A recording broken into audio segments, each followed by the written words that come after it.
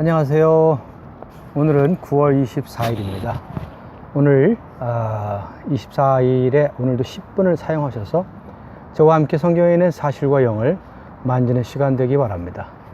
오늘 우리가 다룰 성경은 이사야서 9장 8절에서 10장까지고요.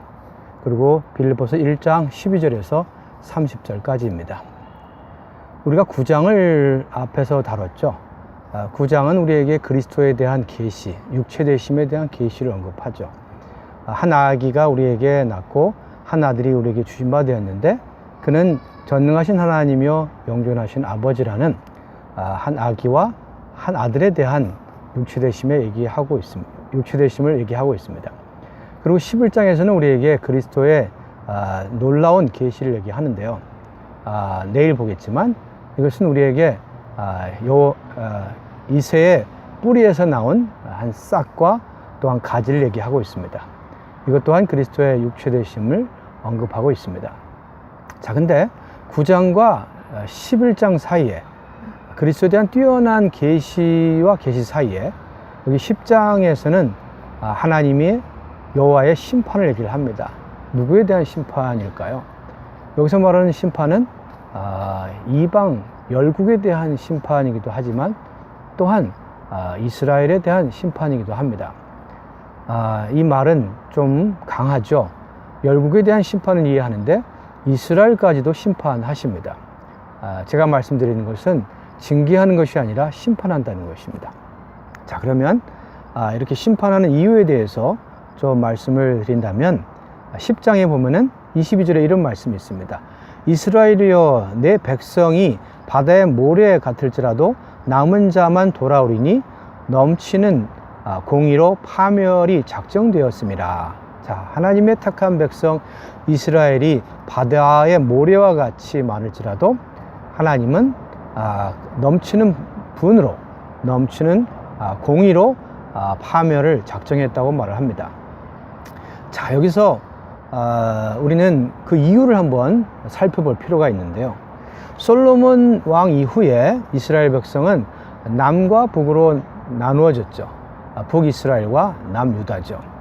근데 그들은 북이스라엘은 하나님을 떠났을 뿐 아니라 심지어 이방 열국, 특히 아람 왕과 연합군을 형성했습니다. 동맹국이 되었죠. 그래서 하나님은 그들을 징계하셨을 뿐 아니라 그들을 심판하십니다. 그들은 하나님의 징계를 받는 것으로는 부족하고 하나님의 백성답지 않게 동맹을 맺었기 때문에 하나님은 그들을 심판하십니다. 자, 여기에 9장 9절에서 10절에 보면요, 이런 말이 있습니다. 모든 백성 곧 에브라임과 사마리아 주민이 알 것이오늘 그들이 교만하고 완악한 마음으로 말하기를, 여기서 보면은 이스라엘 백성의, 여기서 말하는 에브라임은 북이스라엘의 왕국을 얘기하죠. 그리고 또한 사마리아는 이스라엘의 수도입니다. 이들의 마음에 교만과 오만함이 가득했습니다. 뭐라고 말했냐면은 교만하고 완악한 마음으로 벽돌이 무너졌으나 우리는 다듬은 돌로 쌓고 뽕나무들이 찍혔으나 우리는 백향목으로 그것을 대신하리라. 이들은 하나님의 이러한 심판에 대하여 그들은 여전히 생각하는 것이 교만하고 오만했습니다. 완악했죠. 그걸 강팍한 마음을 가지고 있다는 것을 알 수 있습니다. 자, 11절에서는 하나님이 대적들을 통하여 일으켜서 그 원수들을 격동시킵니다. 그래서 아수르를 결국 일으키죠. 근데 여기 보면은 이러한 그 일을 하나님이 하셔도 여기에 13절에 보면 그리하여도 그 백성이 자기들을 치시는 이에게 돌아오지 아니하며 만군의 여호와를 찾지 아니하니라. 하나님이 분명히 적을 일으켜서 북이스라엘을 쳤는데도 큰 왕국이죠. 아수르를 통하여 북이스라엘을 쳤는데도 그들은 경고를 받지 않고 여전히 돌아오지 않고 하나님을 찾지 않았습니다. 자, 그들은 정말 오만하고 교만했을 뿐 아니라 18절에 보면은 그들의 사악함이 물이 타오르듯이 끓어오르듯이 그러한 사악함이 있었습니다. 그래서 하나님은 넘치는 노로 그들을 멸하려고 했죠.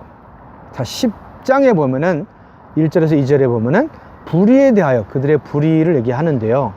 그들 가운데는 의가 없을 정도로 가난한 자, 과부에 대하여도 의를 행하지 않았습니다. 자, 그래서 하나님은 결국 아수르를 일으켜서 심판을 그들을 칩니다. 결국은 아수르도 심판하는데 10장 5절에서 34절에서 이걸 언급합니다.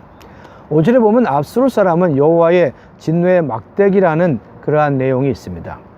아수르는 사실 이스라엘 백성을 징벌하기 위해서 사용한 나라인데 그들은 야심을 가지고 허다한 나라를 파괴하려고 했습니다. 파멸하려고 했죠. 그래서 결국은 하나님은 막대기로 사용했던 아수르까지 심판하게 됩니다. 10장 12절에 보면은 주께서 주의 일을 시온산과 예루살렘에 다 행하신 후에 아수르 왕의 완악한 마음의 열매와 높은 눈의 자랑을 벌하리라. 자, 그들은 완악한 마음의 열매와 그러한 높은 눈의 자랑을 벌하신다고 하셨습니다. 원래 그들은 이스라엘을 치기 위한 막대기인데 그들은 자기의 왕국을 세우려고 했었던 것이죠. 결국 10장 20절에서 27절에 보면은 이러한 이스라엘을 북이스라엘을 심판하심으로 그들이 결국 남은 자들이 돌아오게 됩니다. 20절에서 21절 그러나 이스라엘의 남은 자와 야곱 족속의 피난한 자들이 다시는 자기를 친자가 누굽니까? 아수르죠. 친자를 의지하지 아니하고 이스라엘의 거룩한 이 여호와를 진실하게 의지하리니 자, 그들은 돌아와서 여호와를 의지하게 됩니다. 남은 자 곧 야곱의 남은 자가 능하신 하나님께로 돌아오리라. 자, 여기서 우리는 하나님이 그리스도에 대한 육체되심을 통한 구원을 말하는 그 사이에 하나님께서 이스라엘의 백성에 대한 심판을 보았습니다. 그렇습니다. 우리가 복음을 전할 때에도 사람들한테 구원의 놀라움을 말하는 것은 좋지만 그 이전에 사람들의 실상이 어떠한가를 말해주는 것을 배울 필요가 있습니다. 여기에 이사야서 10장을 통해서 우리는 사람들에게 사람이 얼마나 악하고 오만하고 얼마나 어둠 속에 있고 공허하고 이러한 것을 말해주므로 구원의 귀함, 그리스도의 귀함을 깨닫도록 도울 필요가 있습니다. 자, 그 다음에 빌립보서 1장입니다. 12절에서 30절인데요. 우리가 빌립보서의 주제에 대해서 어저께 조금 얘기했는데요. 빌립보서는 그리스도에 대한 체험을 말합니다. 교리적인 책이 아니라 그리스도에 대한 체험을 얘기하는데 그 5방면을 기억하시기 바랍니다. 먼저 그리스도를 우리의 생활로 취합니다. 바울은 1장에서 내게 사는 것이 그리스도라고 말했죠. 그리스도가 우리의 생활입니다. 두 번째, 우리의 본이요. 그 다음에 2장의 본인 말하죠. 그 다음에 우리의 목표라고 얘기합니다. 그뿐만 아니라 그리스도는 우리의 능력이요 비결이라고 말합니다. 주후 60년경에 쓰여진 이 책은 에베소 다음에 쓰여졌는데요. 이것은 빌립보에 있는 장로들과 집사들 모두 성도에게 쓴 편지입니다. 자, 오늘 주로 다룰 것은 그 1장 3절에서 30절을 우리가 그리스도를 삶으로 그리스도를 확대하는 걸 말을 하는데요. 어제 우리가 복음의 확산을 위한 교통을 얘기했죠. 오늘 주로 말할 것은 그리스도를 삶으로 그리스도를 어떻게 확대하는가를 말하겠습니다. 자, 19절에서 26절까지인데 제가 주로 20절에서 21절을 읽어드리겠습니다. 나의 간절한 기대와 소망을 따라 아무 일에든지 부끄럽지 아니하고 지금도 전과 같이 온전히 담대하여 살든지 죽든지 내 몸에서 그리스도가 존귀 되게 하려 함이니 이는 내게 사는 것이 그리스도니 죽는 것도 유익하다. 여기서 두 문장을 기억하시기 바랍니다. 첫째, 뭡니까? 살든지 죽든지 내 몸에서 그리스도를 존귀하게 한다. 존귀하게 한다는 것은 확대한다는 것입니다. 두 번째는 내게 사는 것이 그리스도다라는 것이죠. 자, 바울은 감옥에 있었지만 그는 감옥에서 함께 찬양을 했습니다. 동역자와 함께 찬양을 했을 때 그의 체험은 옥문이 열리는 체험을 했죠. 결국 그가 이러한 찬양을 함으로, 감옥에 있었지만 찬양함으로 그리스도를 확대했습니다. 사실 그리스도는 그분의 분량은 정말 뛰어납니다. 에베소 3장에 보면은 그분은 우주의 그런 분량을 가졌습니다. 그분은 그의 넓이와 길이 그리고 높이와 깊이 그 우주의 그러한 도량, 그 분량이 그리스도입니다. 그렇게 분량이 그리스도의 분량이 그렇게 큰 것만 바울에게는 컸습니다. 그렇지만 그 당시에 로마의 이러한 가이사의 이러한 그 하수인들, 가이사의 이러한 그 지킨 군병들에게는 그리스도가 존재하지도 않았습니다. 그리스도가 없는 것과 똑같았는데 바울이 감옥에서 그리스도를 확대한다는 것은 크게 보인다는 것이죠.